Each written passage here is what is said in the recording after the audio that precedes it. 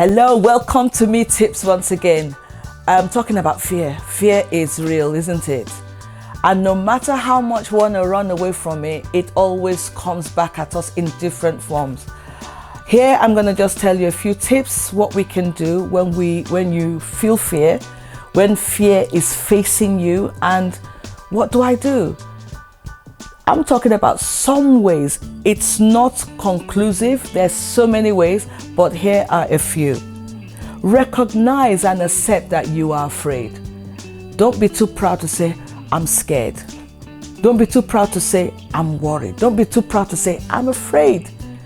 Because when you recognize it, you're on your way to being helped. Number two, know what you're afraid of. So many times we're afraid of things, but it's important to know, I'm afraid of going out there to look for a job. I'm afraid of speaking in public. Am I afraid of taking the next step to fulfilling my dreams in studying, going to school?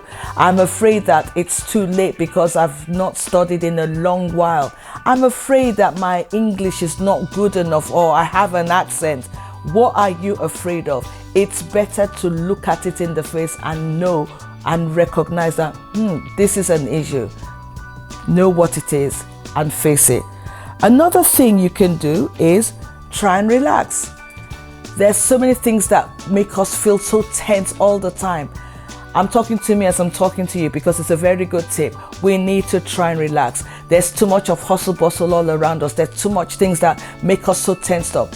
But it's been proved over time that when you try and relax and you try to breathe, it releases tension, it releases anxiety. Relaxing might involve doing other things apart from that thing that is stressing you out so that you can have some respite from it. But do try and relax. We all need it at every point in time. Use your imagination positively. That's a powerful one. I think I mentioned that a bit in my last video when you need to think about how do we think? What are we thinking of? So we all have an imagination, but unfortunately we think about the wrong things. So I want to encourage you, use your imagination positively. Think about good things. Think about where you want to be. Think about good things that have happened. That is using your imagination positively. And finally, why don't you use affirmations that negate fear? So you might decide to sit down and say, yes, this thing is scary, but you know what? I can do this. I got this. I got this. I can do it. I can do it. Or you might just say, you know what? What's the worst that can happen? I'm going to go for that interview. What's the worst they can tell me?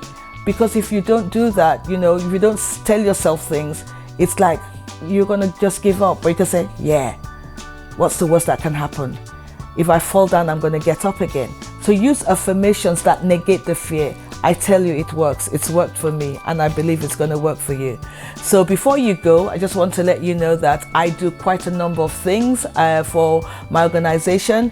I work with other partners. I do teaching, training. I mentor. I coach. So if you want to have a consultation or book an appointment, why don't you get in touch with me on www.distinctfamilyservices.com. See you next week. Thank you.